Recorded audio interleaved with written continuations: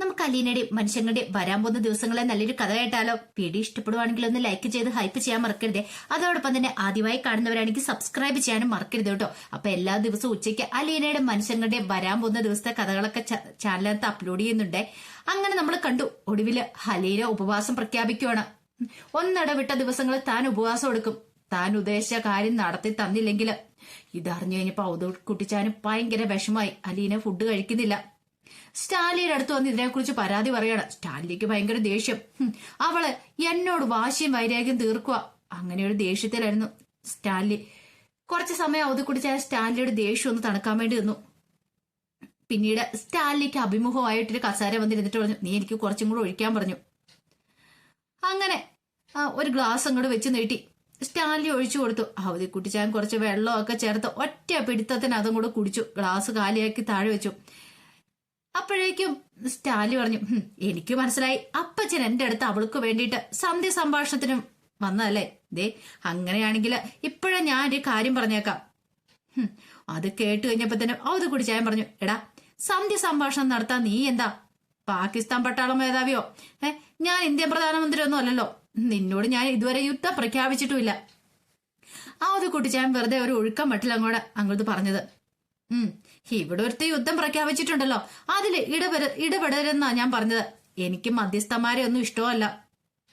എടാ ഞാൻ അവൾക്ക് വേണ്ടി വക്കാലത്ത് പറയാൻ വന്നാണെന്ന് കരുതിയോ? എന്റെ പട്ടി വരും. ഈ ഒരു കാര്യത്തിൽ ഞാൻ അവളുടെ ശത്രുവാ. അവതുക്കുട്ടി ഞാൻ പറഞ്ഞു കേട്ടപ്പം സ്റ്റാൻലി ഇങ്ങനെ ഒന്ന് നോക്കണം. പക്ഷെ ഒരു കാര്യമുണ്ട്, വാശിക്ക് നിന്നേക്കാൾ ഒട്ടും പുറയിലല്ല അവളെന്ന് തോന്നുന്നു. നിന്റെ അല്ലേ മോള്? അപ്പച്ചൻ അവളോട് പറഞ്ഞേരെ പട്ടിന് കിടന്ന് വെറുതെ ആരോഗ്യം കളയണ്ടെന്ന്. എടാ നിന്നോട് ഞാൻ അന്നേ പറഞ്ഞല്ലേ ലാലിച്ച, അവളെ ഇങ്ങോട്ട് കൂട്ടിക്കൊണ്ട് വരണ്ടാന്ന്. ഇതുപോലെ പല പ്രശ്നങ്ങളും ഉണ്ടാവുന്ന നീ ഓർക്കണായിരുന്നു. എടാ വരും വരായികളെ കുറിച്ചൊക്കെ നീ നല്ലപോലെ ആലോചിച്ചില്ല. ഇനിയിപ്പോ ഒരു വഴിയുള്ളൂ. എന്ത് വഴി? അവളെ തിരിച്ചു കൊണ്ടുപോയി വിടുക. അവളുടെ അമ്മയുടെ വീട്ടുകാരെ തന്നെ നോക്കട്ടെ. അവർക്കല്ലേ നമ്മളെക്കാൾ ഉത്തരവാദിത്വം. അത് പറഞ്ഞിട്ട് സ്റ്റാൻലി ഒന്ന് ഇടം കണ്ടിട്ട് അത് കുടിച്ചാനൊന്ന് നോക്കി. അതെ, അങ്ങനെ ആരുടെ അവതാരത്തിന് പങ്ക് പറ്റേണ്ട ആവശ്യമൊന്നും എന്റെ മോൾക്കില്ലെന്ന് സ്റ്റാൻലി പറഞ്ഞു. ഓഹോ, പക്ഷെ അവർക്കും ഒരവകാശം ഉണ്ടല്ലോ, നിനക്ക് മാത്രമല്ലല്ലോ. എന്തവകാശം? കൈക്കുഞ്ഞാനും സമയത്ത് അവർ ഉപേക്ഷിച്ചുകൊണ്ടാണല്ലോ എന്റെ മോൾക്ക് 23 വർഷം ഓർഫനേജ് കഴിയേണ്ടി വന്നത്. അതോർത്താൽ എനിക്ക് അവരോടുള്ള വൈരാഗ്യം ഈ ജന്മത്ത് തീരില്ല എന്നും പറഞ്ഞുകൊണ്ട് സ്റ്റാൻലി ദേഷ്യപ്പെടുവാണ്. എടാ പക്ഷെ അവരാണ് നിന്റെ മോളെ നിന്റെ കയ്യിൽ ഏൽപ്പിച്ചെന്ന്. അതെ, അവരൊന്നും അല്ല പച്ച, ബാലേന്ദ്രമേനൻ. അയാൾ ഒരു മാന്യനായതുകൊണ്ട് എനിക്ക് എന്റെ മോളെ കിട്ടി. മോളുടെ മേല് എനിക്ക് മാത്രമുള്ള അവകാശം, അത് തെളിയിക്കാനും എനിക്ക് പറ്റും. എടാ എന്ന് വെച്ചാ അവരെന്ത് തോന്നിയാസം കാണിച്ചാൽ നമ്മളത് സഹിക്കണോ ലാലിച്ച? സംരക്ഷിക്കാനുള്ള അവകാശം നിനക്കുണ്ടെങ്കിൽ ശാസിക്കാനും ശിക്ഷിക്കാനുള്ള അവകാശം നിനക്കുണ്ട്. അതൊക്കെ ശരിയാ പച്ച. എന്നാ നീ അവളോട് ഒന്ന് പറ, അവളുടെ ഉപവാസം നിർത്തിയാക്കാന്. ഇവിടെ ഈ വക തോന്നിയാസം ഒന്നും നടക്കില്ലെന്ന്. പക്ഷെ നമ്മൾ കൂടുതൽ നിയന്ത്രിക്കാൻ ശ്രമിച്ചാൽ ഇവിടെ നിന്ന് പോയി കളഞ്ഞെങ്കിലോ? അവൾക്ക് എന്നോടൊരു ആത്മബന്ധമൊന്നുമില്ല. കണ്ടുമുട്ടിയിട്ട് തന്നെ കുറച്ച് ദിവസങ്ങളല്ലേ ആയിട്ടുള്ള അപ്പച്ച. എടാ അങ്ങനെ തുമ്മിയെ തെറിക്കുന്ന മൂക്കാണ് ചുമ്മാ അങ്ങ് തെറിച്ചു പോട്ടടാ. നിനക്ക് അവളോട് അത്ര വലിയ ആത്മബന്ധം ഇല്ലല്ലോ, ഉണ്ടോ? ഇങ്ങോട്ടുള്ള പോലെ മതിയല്ലോ അങ്ങോട്ടും. രണ്ടും തമ്മിൽ കുറച്ച് വ്യത്യാസമുണ്ട് അപ്പച്ച. മക്കൾക്ക് അപ്പനോട് സ്നേഹം ഉണ്ടാവണമെങ്കിലേ അപ്പൻ മക്കളെ സ്നേഹിക്കണം. എന്നാല് മക്കൾ അപ്പനെ സ്നേഹിച്ചില്ലെങ്കിലും അപ്പന് മക്കളോടുള്ള സ്നേഹം ഉണ്ടാവും. എടാ പക്ഷെ നീ ഇത് വിട്ടുകൊടുക്കരുത്. അങ്ങനെ ഒരു പിടിവാശി കൊള്ളില്ല ആർക്കും, പ്രത്യേകിച്ച് പെൺപിള്ളേർക്ക്. അങ്ങനെ വിട്ടുകൊടുക്കാൻ അവധി കുടിച്ചാനും ഒരുക്കുമായിരുന്നില്ല. സ്റ്റാലിയുടെ മനസ്സറിയണമല്ലോ. അല്ല അപ്പച്ചൻ വാസ്തവത്തിൽ എന്നെ കാണാനാണോ ഇങ്ങോട്ട് എഴുന്നള്ളിയത്? ഇന്നലെ ഇവിടുന്ന് അങ്ങോട്ട് പോയതല്ലേ ഉള്ളൂ. ഇന്നിപ്പൊ ഇങ്ങോട്ട് വരാൻ എന്തിനാ കാരണം? ഓ, ചിന്നമ്മയോട് കൂട്ടുകൂടാൻ വേണ്ടിയല്ലേ? എന്തിനാ പിന്നെ ഈ അഭിനയം? എടാ ഞാൻ വന്നത് നിനക്കൊരു പിന്തുണയ്ക്ക് വേണ്ടിയിട്ടാ. അതറിയാവോ? നീ വെറുതെ എഴുതാപ്പുറം വായിക്കല്ലേ. കപട ദേഷ്യമൊക്കെ കാണിച്ചിട്ടാണ് അവത് കുടിച്ചാനത് പറയണേ. പിന്നെ എനിക്കെന്തിനാ അപ്പച്ചന്റെ പിന്തുണ? അതിന്റെ ആവശ്യമൊന്നും എനിക്കില്ല. എടാ ലാലിച്ച, എല്ലാവരും എല്ലാം അറിഞ്ഞു. റീതാമ്മ അഞ്ജലി ചെന്നിട്ട് അവളുടെ കുടുംബക്കാരെല്ലാം വിളിച്ചു കൂട്ടി അലീനയുടെ കാര്യം ചർച്ച ചെയ്തേക്കുക. ഇവിടെ ആറ്റം ബോംബ് ഇടാൻ പോലും അവരാലോചിക്കുന്നുണ്ട്. അത് കൂടാതെ നമ്മുടെ കൂട്ടുകാരോട് എല്ലാവരും വിളിച്ചു പറഞ്ഞിരിക്കുക. ആൽബി, റോബി എല്ലാരും കൂടെ എന്നെ തിന്നാൻ വന്നു. ഞാൻ നിനക്ക് വളം വെച്ച് തന്നിട്ടാണ് ഇത്ര ഇങ്ങനെ സംഭവിക്കുന്നതെന്ന്. ഔസേപ്പച്ചൻ അവിടെ ഇല്ലാത്തോണ്ട് അവന്റെ അട്ടഹാസം മാത്രം കേൾക്കേണ്ടി വന്നതുമില്ല. അല്ല എന്തിനാ അവന്മാരാ അപ്പച്ചനും ഇതാ കുതിര കയറുന്നേ? അവന്മാരും ഇവിടെ ഇങ്ങോട്ടേക്ക് വരാൻ പറ, എന്നോട് ചോദിക്കട്ടെ, ഇതിനൊക്കെ ഞാൻ മറുപടി പറഞ്ഞോളാം. എടാ അതൊക്കെ ഞാൻ അവരോട് പറഞ്ഞു. വീട്ടിൽ അവന്മാര് വലിയ പുലിയാ, പക്ഷെ തിണ്ണമെടുക്ക് കാണിക്കാൻ നല്ലാതെ വല്ലത്തിനും കൊള്ളാവോ അവന്മാരെയൊക്കെ. അത് കേട്ടപ്പോ സ്റ്റാലി പറഞ്ഞു, അത് പോട്ടെ, അപ്പച്ചൻ വന്ന് എന്തിനാന്ന് പറഞ്ഞില്ല ഇതുവരെയായിട്ടും. എടാ അതല്ല ഞാൻ പറഞ്ഞുകൊണ്ട് വരുന്നേ, എല്ലാരും കൂടി ഇരച്ചു കയറി വന്നാ നീ ഇവിടെ ഒറ്റയ്ക്കല്ലേ ഉള്ളൂ, നിനക്കൊരു പിൻബലം വേണ്ടേ? വേണ്ട വേണ്ട, എനിക്ക് ആരുടെ സഹായം ഒന്നും വേണ്ട, ആവശ്യമില്ല. പെട്ടെന്ന് അവധി കുടിച്ചാൻ എഴുന്നേറ്റു. 1-2 ചൂട് മുന്നോട്ട് വെച്ചിട്ട് തിരിഞ്ഞെന്ന് ചോദിച്ചു, അല്ല അവളോട് ഞാനെന്താ പറയണ്ടേ? അതെ, എന്തു പറയാനായിട്ട്, അപ്പച്ചനൊന്നും പ്രത്യേകിച്ച് പറയാനൊന്നും വേണ്ട, ഇടങ്കോലിടാതിരുന്നാ മതി. സ്റ്റാലിക്ക് അതായിരുന്നു പേടി. അത് കുടിച്ചാൻ പിന്നീട് അലീനയുടെ അടുത്തേക്ക് ചെല്ലുവാണ്. എന്നിട്ട് പറഞ്ഞു, രക്ഷയില്ല മോളെ, എന്തു പറ്റി? കേണൽ സാബ് അമ്പിനും വില്ലിനും അടുക്കുന്നില്ല. എന്നോട് ഭയങ്കര ദേഷ്യമാണോ? ഞാൻ അവനെ ഒന്ന് എരികേറ്റി നോക്കി, നിന്നെ പോലൊരു അഹങ്കാരി പെണ്ണിനെ ഇവിടെ വെച്ചോണ്ട് ഇരിക്കരുതെന്ന്. എന്നിട്ട് എന്തു പറഞ്ഞു കേണൽ സാബ്? അവൻ പിടി തരുന്നില്ലാന്നേ. ഞാൻ നിന്റെ കക്ഷിയാണെന്ന് അവന് മനസ്സിലായല്ലോ. അതെ, എന്നെ ഇവിടെ ഒന്ന് പറഞ്ഞയക്കുവോ? അതെന്തായാലും ഇല്ല. പക്ഷെ ഈ ഉപവാസം തുടരണോ മോളെ? ശരീരത്തിന് കേടല്ലേ അത്? എന്റെ അപ്പച്ച, എന്റെ ശരീരം അല്പം കേടായാലും കുഴപ്പമില്ല, ഒരാളുടെ മനസ്സിന്റെ കേട് നീക്കാൻ വേണ്ടിയല്ലേ. അതെ, ഇതൊന്നും അവൻ കേൾക്കരുത്. ഒരു കാര്യം എനിക്ക് ഉറപ്പായി, പപ്പയും പപ്പയുടെ കുടുംബാംഗങ്ങളും തമ്മിൽ എന്തൊക്കെയോ പ്രശ്നങ്ങളുണ്ട്. വല്ലപ്പച്ചന് വല്ലതും അറിയാവോ? എനിക്കൊന്നും അറിയത്തില്ല. അല്ല, പപ്പയുടെ ഭാര്യ എന്താ ഇങ്ങോട്ടേക്ക് വരാത്ത വല്യപ്പച്ച? അവളുടെ കാര്യമൊന്നും പറയാതിരിക്കുന്ന ഭേദം. അതെന്താ വല്യപ്പച്ച അങ്ങനെ? അവള് ഭയങ്കര ഭക്തിക്കാരിയാന്നേ. എപ്പോഴും ധ്യാനവും പ്രാർത്ഥനയുമായിട്ട് നടക്കും. ഈ ആഴ്ച തിരുവല്ലയിലാണെങ്കിൽ അടുത്ത ആഴ്ച ഭരണങ്ങാനത്ത്, അതിന്റെ അടുത്ത ആഴ്ച. അല്ല, ഇങ്ങനെയൊക്കെ പോകുമ്പോ കുട്ടികളുടെ കാര്യം ആര് നോക്കും? അതിന് റീത്താമ്മയുണ്ടല്ലോ. അല്ല, അവർക്ക് വേറെ പണിയൊന്നുമില്ലേ? അവർ 2 കൂട്ടരും അടുത്തടുത്താണേ താമസം.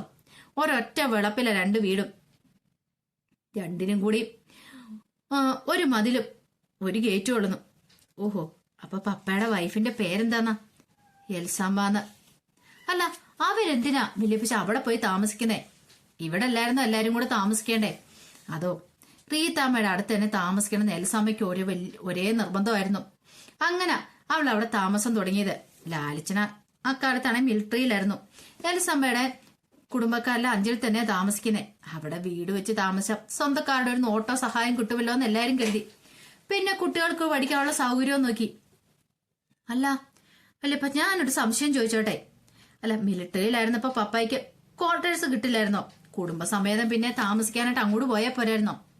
അതോ ആദ്യകാലത്ത് അവനെ എൽസമ്മയെ കൊണ്ടുപോയതാ. മൂത്തോള് സ്കൂളിൽ പോറായപ്പോൾ അവൾ ഇങ്ങോട്ട് പോന്നു. ഇവിടെ പഠിപ്പിക്കാൻ സൗകര്യം പറഞ്ഞു. അത് മാത്രമാണോ വല്യപ്പിച്ച കാരണം? ആർക്കറിയാന്നേ. ലാലിച്ചനെ എലിസമ്മയും തമ്മില് സ്വർച്ചേർച്ചില്ലായിരുന്ന എനിക്ക് തോന്നിയിട്ടുള്ളേ. എലിസമ്മയ്ക്ക് റീത്താമ്മ പറയുന്നായിരുന്നു വേദവാക്യം. അല്ല, ഈ റീത്താമ്മയുടെ സ്വഭാവം എങ്ങനെയാ എന്ന് ചോദിച്ചു. അതൊന്നും പറയാതിരിക്കാൻ ഭേദം. അല്ല, ഈ എൽസമ്മ എങ്ങനെയാ? അവര് പപ്പായുമായിട്ട് വഴക്കായിരുന്നോ? വഴക്കൊന്നും ഇല്ല, എന്നാലും എപ്പോഴും അവളുടെ വീട്ടുകാരുടെ സഹായം പിന്തുണയും മതി അവൾക്ക്. അവളുടെ പരാതിയും പരിഭവവും എല്ലാം സ്വന്തം വീട്ടുകാരുടെ പറയണേ. അവർക്കാണെങ്കിലോ ലാലിച്ചനെ തീരെ പിടുത്തമില്ല. മക്കളെല്ലാം എൽസമ്മയുടെ കൂടെ അല്ലായിരുന്നോ? അതുകൊണ്ട് അവർക്ക് സ്വന്തം അപ്പനേക്കാളും വലുത് എൽസമ്മയുടെ വീട്ടുകാരാ. അതങ്ങനെയായി പോയെന്നേ. അല്ല, ഞാനൊരു കാര്യം ചോദിച്ചിട്ട് വല്യപ്പച്ച, ഈ റീത്താമ്മ ചേച്ചിക്ക് ഭർത്താവും മക്കളൊന്നും ഇല്ലേ? റീത്താമ്മയുടെ ഭർത്താവ് മരിച്ചു പോയെന്നേ, മക്കളൊക്കെ ഉണ്ട്. അല്ല, ഈ പപ്പ എന്തുകൊണ്ട് അഞ്ചലിലെ വീട്ടിൽ പോയി താമസിക്കാത്തെ? അവന് തോട്ടം നോക്കണ്ടേ? മാത്രമല്ല അവൻ എൽസമ്മയുടെ വീട്ടുകാരുമായിട്ട് ഒട്ടും പൊരുത്തപ്പെടാനും വയ്യ. അങ്ങനെയാണെങ്കിൽ വല്യപ്പിച്ച, പപ്പ എന്തുകൊണ്ട് ഭാര്യയും മക്കളെ ഇവിടെ കൊണ്ടുവന്ന് താമസിപ്പിക്കാത്തെ? കുട്ടികൾക്ക് വേണമെങ്കിൽ ഇവിടുന്ന് പുനരുറുക്കോ അഞ്ചലിലോ പോയി പഠിക്കാവുന്നല്ലേ ഉള്ളൂ. അല്ലെങ്കിൽ ബോർഡിങ്ങിൽ താമസിച്ച് പഠിച്ചുകൂടെ? അത് ഞാൻ പറഞ്ഞില്ലേ, ഇവിടെ വന്ന് താമസിക്കാന് എൽസമ്മയ്ക്കും കുട്ടികൾക്ക് ഇഷ്ടമില്ലെന്നേ. അവർക്ക് പുളിക്കൽ തറവാട്ടുകാരുടെ കൂറ് ലാലിച്ചനൊന്നും വായിച്ചു കൊടുക്കത്തുമില്ല. പപ്പ പറഞ്ഞാലൊന്നും അവരനുസരിക്കത്തില്ലേ? അങ്ങനെ അനുസരിപ്പിച്ചിട്ട് എന്താ കാര്യം? ഉള്ളുകൊണ്ട് ഒരടുപ്പം വേണ്ടേ? അതില്ലല്ലോ. അവർക്കാണെങ്കിൽ സ്വന്തം വീട്ടുകാരോടൊപ്പം താമസിക്കുന്ന ഇഷ്ടമെങ്കിൽ അങ്ങനെ ആയിക്കോട്ടെ എന്ന് അവൻ കരുതി. ആ ബന്ധമൊക്കെ അങ്ങനെ തണുത്തു മരവിച്ചു പോയെന്നേ. ഇനി അതൊന്നും പറഞ്ഞിട്ടൊന്നും ഒരു കാര്യമില്ല. അതൊക്കെ കഴിഞ്ഞു പോയ കാര്യങ്ങളല്ലേ. അല്ല, ഈ പപ്പായ്ക്ക് മക്കളോട് സ്നേഹമൊന്നുമില്ലേ? അവർക്ക് ഇങ്ങോട്ടില്ലെങ്കിൽ ഇവിടുന്ന് അങ്ങോട്ടില്ലേ? അവന്റെ സ്വഭാവം ഒന്നും നിനക്ക് മനസ്സിലായില്ലേ മോളെ? ഇങ്ങനെ അവൻ സ്നേഹിക്കുന്നേ. വേണ്ടതൊക്കെ എത്തിച്ചു കൊടുക്കും, പഠിപ്പിക്കും, അവർക്ക് ആവശ്യമുള്ള പൈസയും കൊടുക്കും. അവരത് എങ്ങനെ ചെലവാക്കുന്നു എന്ന് പോലും അന്വേഷിക്കാറില്ല. ഇങ്ങോട്ടുണ്ടെങ്കിൽ അങ്ങോട്ടും ഉള്ളൂ. സമയം റീതാമ്മയും അവരുടെ ചാർച്ചക്കാരും എല്ലാം ചേർന്ന് ആ കുട്ടികളെ വിശ്വസിപ്പിച്ചിരിക്കുന്നത് ലാലിച്ചനൊരു ദുഷ്ടനും ക്രൂരനും സ്നേഹമില്ലാത്തവനൊക്കെയാണെന്നാ. ഇനി അതൊന്നും ആരും നോക്കിയാലും തിരുത്താനൊന്നും പറ്റില്ലെന്നേ. ആ കുട്ടികൾ എങ്ങനെയുണ്ട് വല്യപ്പച്ച? മിടുക്കന്മാരാണോ? നന്നായി പഠിക്കുന്നൊക്കെ ഉണ്ടോ? ഉണ്ടായിരിക്കും. ഞാൻ പറഞ്ഞില്ലേ, അമ്മയുടെ വീട്ടുകാരുടെ കൂറ്. മൂത്തവൾ കോളേജിലാ, രണ്ടാമത്തവൾ സ്കൂളില്. അവൾക്ക് എന്തോ കുഴപ്പമുണ്ട്. എന്ത് കുഴപ്പം? എന്തോ മാനസിക. പഠിക്കാനും പുറകോട്ടാ. ചിലപ്പോ ആരോടും ഒന്നും മിണ്ടത്തില്ല. ചില സമയത്ത് ചിരിയും കളിയും കൂടുതലാ. അതിനെന്തോ ചികിത്സയൊക്കെ റീത്താമ്മ ചെയ്യുന്നുണ്ടെന്നാ കേട്ടത്. പിന്നുള്ളത് ഒരു മോനാ, അവനും പഠിക്കുക. അല്ല, രണ്ടാമത്തെ കുട്ടിയുടെ പേരെന്താ? ടെരസ. പപ്പായ്ക്ക് ആ കുട്ടിയെ ചികിത്സിക്കുന്നതിലൊന്നും താല്പര്യമില്ലേ? സ്വന്തം മോളല്ലേ എന്നെ പോലെ. ഉള്ളത് പറയാലോ മോളെ, ഭാര്യയും മക്കളും എല്ലാം അവന്റെ പിടി വിട്ടുപോയി.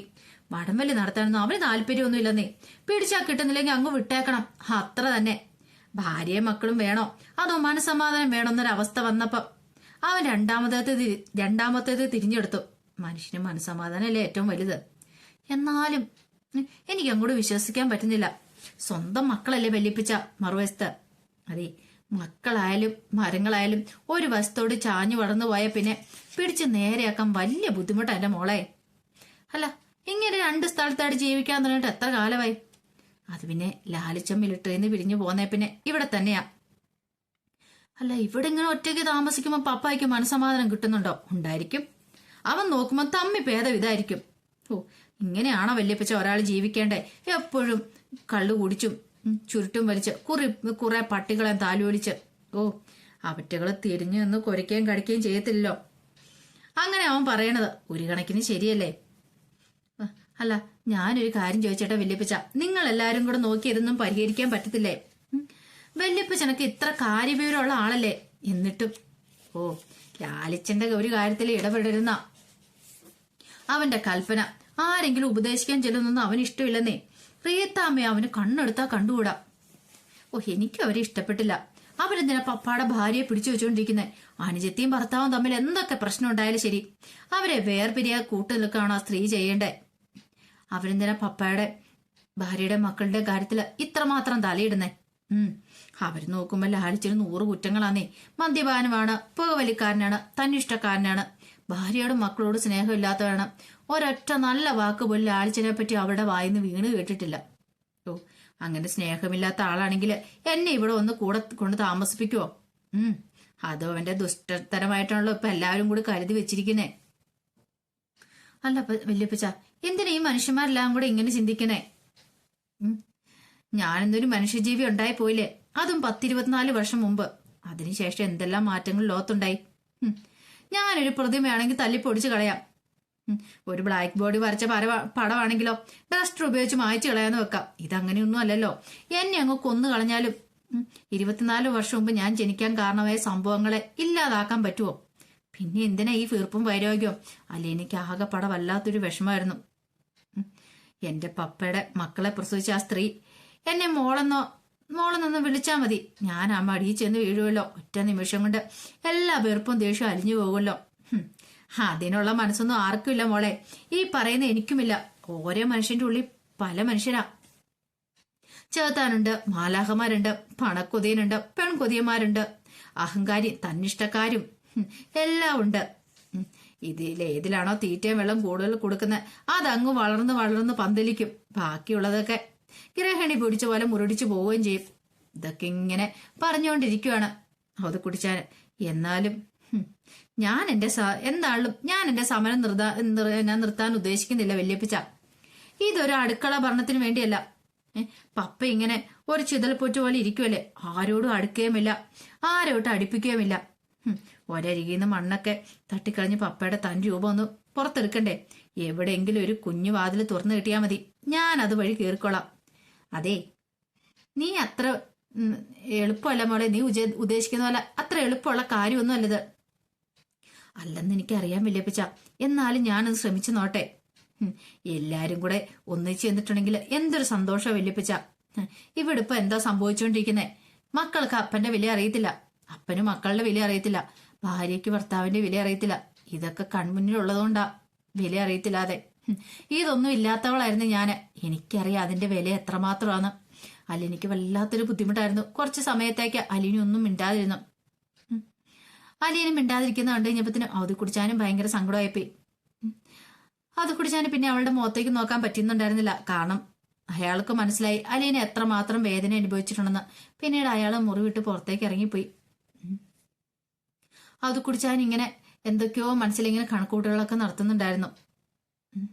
അത് കുടിച്ചാൻ വീണ്ടും എന്തൊക്കെയോ പറയുന്ന അലീന കേട്ടു. കൊണ്ടുപോയി കൊല്ലുകയോ വളർത്തുകയോ ഉപേക്ഷിക്കുകയോ എന്താന്ന് ചെയ്തോ, ഞങ്ങൾക്ക് വേണ്ടാന്ന്.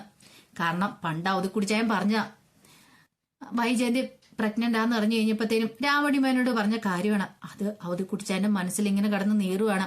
ആ പെങ്കൊച്ചാണ് ഇത്രയും കാലത്തിന് ശേഷം വീണ്ടും ഇപ്പൊ തന്റെ മുന്നിൽ വന്ന് നിൽക്കുന്നേ. ആ ഒരു ചിന്ത അവധി കുടിച്ചാനെ വല്ലാതെ വീർപ്പ് മുട്ടിക്കുന്നുണ്ടായിരുന്നു. കുറച്ചു കഴിഞ്ഞപ്പോഴത്തേനും വാഷിംഗ് ബേസിൽ പോയി കൈയെ കഴുകി തുടച്ചിട്ട് സ്റ്റാലി അത്താഴ മേശക്കരി വന്നിരിക്കണം. അവധി കുടിച്ചാൻ അവിടെ വന്നിരുന്നു. പൗലോസ് ഭക്ഷണം കൊണ്ട് വെച്ച് കഴിഞ്ഞപ്പോഴത്തേനും അവധി കുടിച്ചാൻ പറഞ്ഞു, ഓ എനിക്ക് വേണ്ട. എന്താ അപ്പച്ചൻ കഴിക്കണില്ലേ?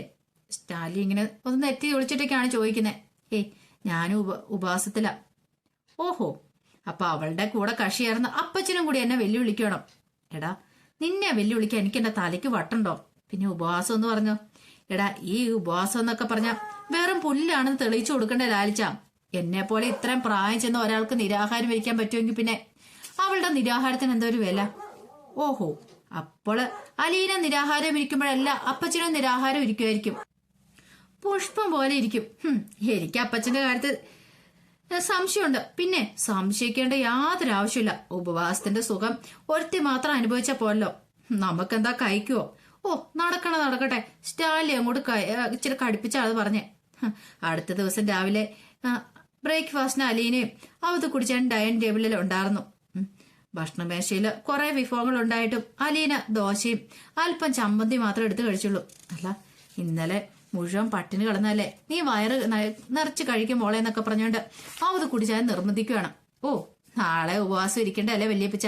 ഭക്ഷണത്തിന്റെ അളവ് കുറച്ചുകൊണ്ട് വന്നില്ലെങ്കിലേ മുന്നോട്ട് പോകാൻ ബുദ്ധിമുട്ടാന്ന് പറഞ്ഞു. അതെ നിന്റെ മുഖത്ത് നല്ല ക്ഷീണമുണ്ട് എന്നാ അവത് കുടിച്ചാൻ പറഞ്ഞു കഴിഞ്ഞപ്പത്തേനും അലീന പറഞ്ഞു, ആദ്യം ദിവസമായതുകൊണ്ടാ, ശീലമായി കഴിഞ്ഞ ക്ഷീണമൊക്കെ മാറിക്കോളും. സ്റ്റാലി ആണെങ്കിലോ ഇതൊന്നും തന്നെ ബാധിക്കുന്ന പ്രശ്നമേ അല്ലെന്ന മട്ടിലായിരുന്നു ഭക്ഷണം കഴിച്ചുകൊണ്ടിരുന്നേ. അടുത്ത ദിവസം അലീന വീണ്ടും ഉപവാസം അനുഷ്ഠിച്ചു. അവളോട് അനുഭവം പ്രകടിപ്പിച്ചുകൊണ്ട് ഉച്ചവരെ അവധി കുടിച്ചാനും ഉപവാസിച്ചു. ഉച്ചഭക്ഷണത്തിൽ സ്റ്റാലിയോടൊപ്പം അവധി കുടിച്ചാനും ഉണ്ടായിരുന്നു. അതെ ഉദ്ദേശിച്ച പോലെ അത്ര സുഖമല്ല കേട്ടോ ലാലിച്ച ഉപവാസം. വയറ് കാഞ്ഞിട്ട് ഇരിക്കാനും വയ്യ, കിടക്കാനും വയ്യ. അവൾ എങ്ങനെ പിടിച്ചു നിൽക്കുന്നു? സ്റ്റാലിയന് മറുപടിയൊന്നും പറഞ്ഞിട്ടൊന്നുമില്ല. അതെ നീ അവളെ തിരിച്ചു കൊണ്ടുപോയി വിട്ടേക്ക് ലാലിച്ച. മര്യാദയ്ക്ക് വല്ല ഭക്ഷണവും കഴിച്ച് ജീവിക്കട്ടെ. 23 കൊല്ലം അനാഥാലയത്തിൽ പട്ടിണി കിടന്നിട്ട് ഇവിടെ വന്നപ്പോ അതിനേക്കാളും വലിയ പട്ടിണി. നമ്മൾ എന്തിനാ ഈ പാവം എല്ലാം കൂടി ചുമക്കുന്നേ? അത് കേട്ടത് സ്റ്റാലി ദേഷ്യത്തോടു കൂടി പറഞ്ഞു, അല്ല നമ്മൾ ആരെങ്കിലും നിർബന്ധിച്ചോ അവളോട് നിരാഹാരം ഇരിക്കാനായിട്ട്? അവളുടെ സ്വഭാവം മനസ്സിലായല്ലോ. നീയുമായിട്ട് ഒത്തുപോകാനായിട്ട് ബുദ്ധിമുട്ടാ. ഇല്ലെങ്കിൽ ഒരു കാര്യം ചെയ്യാം, ഞാൻ അവളെ പുനരൂർക്ക് കൊണ്ടുപോയിക്കളാം. ഓ അതിന്റെ ആവശ്യമൊന്നുമില്ല. ഈ 3 ദിവസത്തിനിടയ്ക്ക് ഒരു ദിവസം മാത്രമേ അവൾ ഭക്ഷണം കഴിച്ചിട്ടുള്ളൂ എന്നോർക്കണം. മുഖത്തോട്ട് നോക്കിയാൽ അറിയാം അതിന്റെ വാട്ടം. കണ്ണെല്ലാം കുഴിഞ്ഞ കവളൊക്കെ ഒട്ടി വിളറി വെളുത്ത് 3 ദിവസം കൊണ്ട് കോലം കെട്ടുപോയി. അത് കേട്ടപ്പോ സ്റ്റാലി പറഞ്ഞു, അപ്പച്ചൻ ഒരു കാര്യം ചെയ്യ, ചോണ്ടിട്ട് വേഗം സ്ഥലം വിടാൻ നോക്ക് പുനലൂർക്ക്. അവിടെ ചെന്നാൽ ഇഷ്ടം പോലെ പണി കാണുമല്ലോ, ഇവിടുത്തെ കാര്യങ്ങൾ ഞാൻ നോക്കിക്കോളാം. സ്റ്റാലി ദേഷ്യത്തോടെ അത് പറയുന്നേ. അത് കേട്ട് കഴിഞ്ഞപ്പോഴത്തേനും അത് കുടിച്ചാൻ പറഞ്ഞു, പിന്നെ നിന്റെ ചോറ് തിന്നാൻ വേണ്ടിയല്ലേ ഞാൻ ഇങ്ങോട്ട് വന്നേ, ഒന്ന് പോടാവേ. അത് കുടിച്ചാൻ പ്ലേറ്റ് തള്ളി നീക്കിയിട്ട് എഴുന്നേറ്റ് പോയി. നീ എന്നാ വലിയ കേണലായത്? എന്റെ മാടി കിടന്ന് അപ്പിയുടെയും മൂത്രമൊഴിക്കുകയും ചെയ്തിട്ടുള്ളവനല്ലേടാ നീയാ. ഡൈനിങ് റൂമിൽ നിന്ന് പോകുന്നതിന് മുമ്പ് അയാൾ ഇത്രയും കൂടി പറഞ്ഞു, ഈ നിമിഷം മുതൽ ഞാനും ചിന്നമ്മ ഒറ്റ കെട്ടാ, ഞങ്ങളെ തോൽപ്പിക്കുക നീ തോൽപ്പിക്കുക കാണട്ടെ എന്നും പറഞ്ഞുകൊണ്ട് പുറത്തേക്ക് ഇറങ്ങിപ്പോയി. വൈകുന്നേരമായി കഴിഞ്ഞപ്പോഴത്തേന് സ്റ്റാലി മദ്യപിച്ചുകൊണ്ട് മുറിയിലിരിക്കുമ്പോൾ അലീന പ്രാവൻകൂടിന് അരിയിലേക്ക് പോകുന്ന ജനാലിൽ കൂടെ അയാൾ കണ്ടു. ജനാലിന്റെ അരിയിൽ പോയി നോക്കിയിരിക്കുകയാണ്. അലീന പ്രാവുകൾക്ക് തീറ്റ കൊടുക്കുന്നു. നായക്കളിൽ ചിലതൊക്കെയാണെങ്കിൽ അവളുടെ പിന്നാലെ തന്നെയുണ്ട്. നായക്കളോടൊപ്പം അവള് സന്തോഷത്തോടെ ഇരിക്കുന്ന കണ്ടു. അവളുടെ ചലനങ്ങള് പതിവ് പോലെ അല്ലെന്ന് തോന്നി. കാരണം നല്ല ക്ഷീണമുണ്ട്. ഒറ്റ നോടത്തെ അത് കണ്ടാ അറിയാം. രാത്രി അത്താഴം കഴിക്കുന്നതിന് മുമ്പ് സ്റ്റാലി അലീനയെ മുറിയിലേക്ക് വിളിപ്പിച്ചു. അലീന എഴുന്നേറ്റ് വരാനൊക്കെ പറയണം. പക്ഷേങ്കിൽ മൂടി പൊതിച്ച് അലീന കിടക്കുകയായിരുന്നു. വീണ്ടും വിളിച്ചു. പക്ഷേങ്കിൽ അലീന ആദ്യമൊന്നും എഴുതാക്കാൻ കൂട്ടാക്കില്ല. വീണ്ടും വിളിച്ചു കഴിഞ്ഞപ്പോഴത്തേനും അലീന എഴുന്നേറ്റു. അങ്ങനെ അലീന വന്നു കഴിഞ്ഞപ്പോഴത്തേനും സ്റ്റാലി പറഞ്ഞു, ബാ ഇങ്ങോട്ട് ഇരിക്കാൻ പറഞ്ഞു. അങ്ങനെ അവിടെ പിടിച്ചിരുത്തുവാണ്. അപ്പോഴേക്കും അവധിക്കുടിച്ചാനും കൂടെ എത്തി. സ്റ്റാലി പൗലോസിനെ വിളിച്ചിട്ട് പറഞ്ഞു, അതെ ഇങ്ങോട്ടേക്ക് വരാൻ പറഞ്ഞു. അങ്ങനെ ഒടുവില് അലീനയുടെ അടുത്തേക്ക് സ്റ്റാലി വന്നു. എന്നിട്ട് സ്റ്റാലിയെ ചൂണ്ടിക്കാണിച്ചിട്ട് പൗലോസിനോട് പറഞ്ഞു, ഈ ഇരിക്കുന്ന എന്റെ മകളാണ്. ഇനി മുതൽ നീ ഇവള് പറയുന്ന പോലെ വേണം ഓരോ കാര്യങ്ങൾ ചെയ്യാൻ. ഇന്ന് ഭക്ഷണം ഉണ്ടാക്കണ്ട എന്ന് ഇവള് പറഞ്ഞാൽ വേണ്ട. സദ്യ വെക്കണം എന്ന് പറഞ്ഞാൽ വെക്കണം. ഓരോ കാര്യത്തിന് എന്റെ അടുത്ത് പരാതിയും പറഞ്ഞുകൊണ്ട് വരരുത്. അതായത് നിന്റെ മുന്നിൽ 2 വഴികളേ ഉള്ളൂ. ഒന്നെങ്കിൽ എന്റെ മോള് പറയുന്ന പോലെ ജോലി ചെയ്യുക, അല്ലെങ്കിൽ ഇട്ടിട്ട് പോക. എന്ത് വേണമെന്ന് തീരുമാനിച്ചോളാൻ. പൗലോസ് ഒരു നിമിഷം അന്താളിപ്പോടെ നിന്നു. അവധിക്കുടിച്ചാൽ അത് നന്നേ അങ്ങോട്ട് ഇഷ്ടപ്പെട്ടു. നിനക്ക് വലുതും പറയാനുണ്ടെങ്കിൽ പറയട പൗലോസേ. മുതലാളി, ഞാൻ ഇത്ര നാളും ഒരു കുഴപ്പവും കാണിക്കാതെ സമ്മതിച്ചു. നീ നന്നായിട്ട് ജോലി ചെയ്തു. ഇനി അങ്ങോട്ടുള്ള കാര്യം ഞാൻ പറഞ്ഞത്. എനിക്കൊന്ന് ആലോചിക്കണം. കുഴപ്പമില്ല, നാളെ രാവിലെ വരെ ആലോചിക്കാൻ നിനക്ക് സമയമുണ്ട്. പോയിക്കൊള്ളാൻ പറഞ്ഞു. പൗലോസ് അടുക്കളയിലേക്ക് തിരികെ പോയി. സ്റ്റാൻലി അലീനയെ നോക്കി, നിനക്ക് തൃപ്തിയായില്ലേന്ന് ചോദിച്ചു. താങ്ക് യു പപ്പ എന്ന് പറഞ്ഞുകൊണ്ട് അലിയുടെ കണ്ണ് നിറഞ്ഞു വന്നു. സ്റ്റാൻലി ഒരു പ്ലേറ്റ് എടുത്ത് അവളുടെ മുന്നിലേക്ക് വെച്ച് അതിലേക്ക് ചപ്പാത്തിയും കറികളും ഒക്കെ കോരിയിട്ടു. ഇനി നിനക്ക് സമരം അവസാനിപ്പിക്കാന്ന് പറഞ്ഞു. അലീന എഴുന്നേറ്റ് സ്റ്റാൻലി ഇരിക്കുന്നിടത്തേക്ക് വന്നു. അയാളുടെ 2 കരങ്ങളും കയ്യിലെടുത്തിട്ട് പറഞ്ഞു, പപ്പ സോറി. എന്തിന്? സ്റ്റാൻലി എങ്ങനെ ഗൗരവം വിടാതെയാണ് അങ്ങനെ പറഞ്ഞേ. അതെ, പപ്പായ്ക്ക് എതിരെ സമരം ചെയ്തേന്. ഓഹോ, അപ്പൊ സമരം തന്നെയായിരുന്നു അതല്ലേ? സോറി കേട്ടോ. ശരി, നീ പോയിരുന്ന് കഴിക്ക. പപ്പ എനിക്ക് എന്തെങ്കിലും എടുത്ത് തന്നിട്ട് വേണം ഉപവാസം അവസാനിപ്പിക്കാനായിട്ട്. സ്റ്റാൻലി പെട്ടെന്ന് ഫോർക്കെടുത്ത് അത് ഉപയോഗിച്ച് ഓംലെറ്റിന്റെ ഒരു പീസ് കോർത്തെടുത്ത് അവളുടെ നേർക്ക് നീട്ടി. അലീന ഫോർക്ക് പിടിച്ചു വാങ്ങി പ്ലേറ്റ് വെച്ചു. കൈ കൊണ്ട് എടുത്താട്ടെ. ഒരപ്പം മകൾക്ക് ജീവിതത്തിൽ ആദ്യമായിട്ട് തരുന്നതല്ലേ. സ്റ്റാൻലിക്ക് അല്പം ഒരു കുറച്ച് തോന്നിയെങ്കിലും അയാൾ അതനുസരിച്ചു. കൈ കൊണ്ട് ഓംലെറ്റിന്റെ കഷ്ണം എടുത്ത് അവളുടെ നേർക്ക് നീട്ടി. അലീന ആ കൈ പിടിച്ച് തന്നെ മുഖത്തിന് നേരെ കൊണ്ടുവന്നു. അങ്ങനെ അലീന അത് മെല്ലെ വാങ്ങിച്ച് കഴിക്കണം. പിന്നീട് കുറച്ചെടുത്തിട്ട് അലീനയുടെ നേർക്ക് നീട്ടി. അതെ, പപ്പയുടെ മോൾ ആദ്യമായിട്ട് തരുന്നല്ലേ. ഒടുവില് ഒരു കുഞ്ഞിനെ പോലെ വായ തുറന്ന് അങ്ങനെ അയാൾ അത് വാങ്ങിക്കഴിച്ചു. പിന്നീട് അലീന അയാളെ ഇടതുകാരം കവളോട് ചേർത്ത് കൈവെള്ളയും മൃദുവായിട്ടൊന്ന് ഉമ്മ വെച്ചിട്ട് താങ്ക് യു പപ്പ എന്ന് പറഞ്ഞു. സ്റ്റാൻലിക്ക് ആകപ്പാടെ വല്ലാത്തൊരു ചമ്മല് തോന്നി. ഇതെല്ലാം കണ്ടു കഴിഞ്ഞിട്ട് അവധിക്കുടിച്ചാന് വല്ലാത്തൊരു ആനന്ദത്തോടെ ഇങ്ങനെ കണ്ടുകൊണ്ടിരിക്കുകയാണ്. അവധിക്കുടിച്ചാന് വിശ്വസിക്കാൻ പോലും പറ്റുന്നുണ്ടായിരുന്നില്ലത്. അപ്പൊ അതിന്റെ കഥകളൊക്കെയാണ് നമ്മൾ കാണുന്നത്. ഇതിന്റെ ബാക്കി വിശേഷങ്ങളുമായിട്ട് നാളെ ഉച്ചയ്ക്ക് വരാട്ടോ. മറക്കാതെ എല്ലാവരും കയറി കാണാൻ ശ്രമിക്കണേ. അപ്പൊ ഇത് നോവലിനെ അടിസ്ഥാനപ്പെടുത്തിക്കൊണ്ടാണ് ഞാൻ പറയുന്നത് കേട്ടോ. കാണാൻ താല്പര്യമുള്ളവർ കാണുകയും നിങ്ങളുടെ അഭിപ്രായങ്ങൾ എന്താണെന്ന് വെച്ചാൽ എഴുതി അറിയിക്കാനും മറക്കരുത് കേട്ടോ. ഒരിക്കൽ കൂടി എല്ലാവർക്കും ശുഭദിനം നേർന്നുകൊണ്ട് നിർത്തുന്നു. നന്ദി.